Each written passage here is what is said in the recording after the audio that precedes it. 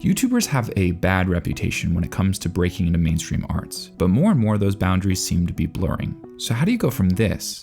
Hey kids, it's me, Gobbles, the Lernosaurus Rex. Yay! To this? Well, 17 years of experience and some funding probably helps, but there's layers to this, so let's go back for a second. Late last year, I made a video talking about Gigguk's anime short Bon, because as far as YouTubers' projects go, it's always impressive when someone comes along and makes something at a professional standard. Turns out it's really hard to make good art. But the line between mainstream and online media is blurring. I think this has never been more true than with the recent release of Gameoverse, created by Ross O'Donovan, otherwise known as Rubber Ross, and co-written by Aaron Hansen, predominantly known for Game Grumps. Its pilot was released 3 days ago and has already amassed over 10 million views. And, turns out, I also happen to think it's very good. So why did this show feel like the harbinger of rules shifting? And having watched the pilot, there's one obvious takeaway. This show has started really strong. Welcome to this week's video. My name is Pei, and today we're talking about all the things Gameoverse is doing right. Passion projects are always interesting. They can have such a large variety of goals, but at its foundation, the process of even creating it at all is a success. The original Gameoverse series was released on Rubber Ross's old animation channel, Rubber Ninja, and it's shocking how much of the original idea they were able to incorporate in this complete repackaging. As far as I can tell, the original series was re-uploaded to YouTube in 2013, but the animation was posted on Newgrounds before that in 2009. I might be wrong. If you know better, feel free to correct me. But the primary point is that some variation of this series existed a long time ago. And now in 2026, we have a finished pilot as a project. And I think it's really good. The whole premise is actually fascinating, that video game characters who beat their game destroy the world they exist in. And some of them are given the opportunity to try to stop it from happening again in the future as part of some organization. Then on the other side is the antagonists who are purposely trying to destroy these worlds so that they can harvest a resource. There's an A-plot that's already been set up pretty well in the pilot alone, and it lends itself very well to a formula that can be explored more in the future, each game with a variety of different styles as unique battlegrounds for this conflict. This leads to an incredibly interesting premise where the good guys are trying to stop the hero from winning, and the bad guys are trying to help them speed up the process. Now the premise is fun, but it's greatly enhanced by how charming the characters are. Jay Schlatt, who voices Caboodle, is an obvious standout. When people try to transfer a content creator's charm and humor to a fully polished product like this animated series, more often than not, it feels forced. And not only do they lose the charm they're going for, it actively works against their goal. And I don't think that's the case here. In the pilot, Jay Schlatt's character, Caboodle's very well written, meaning they not only capture the great parts of what makes him a hyper-popular creator, but also make a character that's believable in the world that's more than just the actor playing him. And it doesn't stop there. This is a series where it's very important the humor lands. And I think it was funny all over in the premise, characters, the way they're expressed. Take for example, the primary character voiced by Aaron Hansen, a dinosaur from a children's game that teaches kids how to read, who by the way is introduced in the trailer where he beats his game and it causes the world to be destroyed, escaping with the help of the main two characters, Kit and Caboodle. So obviously in the pilot, he's stressed out, sitting in the back, coping the best way he can. A little iPad kid learning animal noises. A cool thing that they sneak in there briefly is the original 2009 animation on that iPad. I think this character's solidly funny. Dog. Woof! Good. And there's quite a few pleasantly funny characters. One shot, one kill.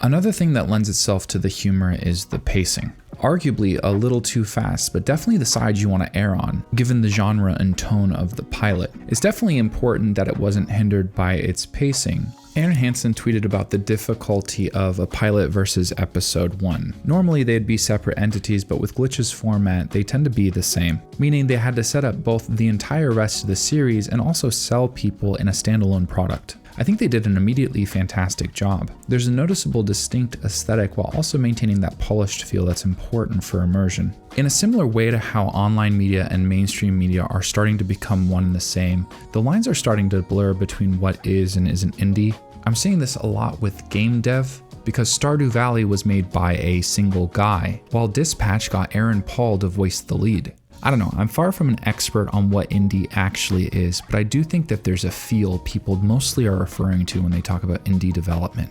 Now, animation is an incredibly expensive medium to work in.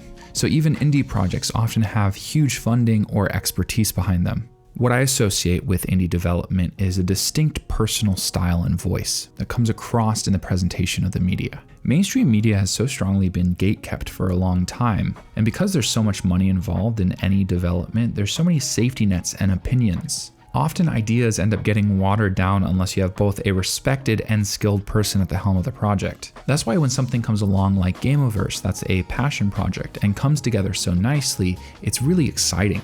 Some of my favorite games and stories come from individual or small teams. I love Hades, Stardew Valley, Hollow Knight, and Slay the Spire. And while it's not as common, I think that's true of indie animation as well. A while back, I was reached out to by Lakeside Studio, indie animators based out of Canada, who have released a couple pretty popular animated shorts, and I never really had an excuse to talk about them given my niche. But the one I watched all the way through, Vortilac, was outstanding, and really charming too. This video, by the way, is not sponsored by them, it was just a perfect excuse to bring it up. There's something I love about passionate people working their ass off to tell stories. Someday I plan on walking alongside them.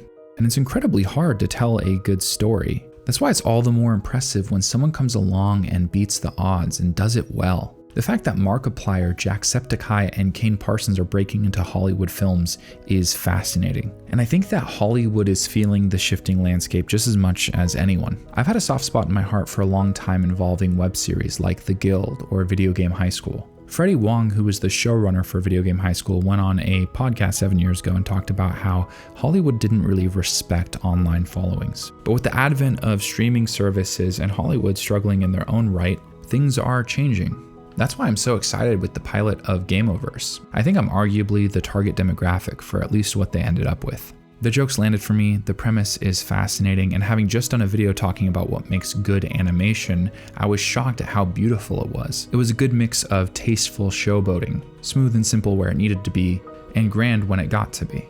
One of my good friends that I play basketball with has worked in Hollywood for 20 years as an animator, producer, and director. He's put in years of work doing a wide range of different little stories, but he is an industry professional and finally put together his own project. It was really cool to talk to him week after week and get insight behind the scenes of what that's like. From calling in favors to long animation sessions by himself, to actually having the possibility of selling the show to some major studios. Everyone is fighting for people's attention nowadays, and it's never been more accessible. In mediums like video games and music, people recording stuff in their bedrooms are competing with the biggest of the big, and we're seeing a bit of that dip into animation, despite how overwhelmingly difficult it is to make.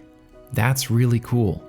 I'm excited to see more passion projects from people working their ass off to make something good, or finishing anything that's presentable might be deemed a success. I think that passion comes across in the writing and execution, the story they're trying to tell. And I think that's what Gameoverse, to some degree, represents. That's really cool.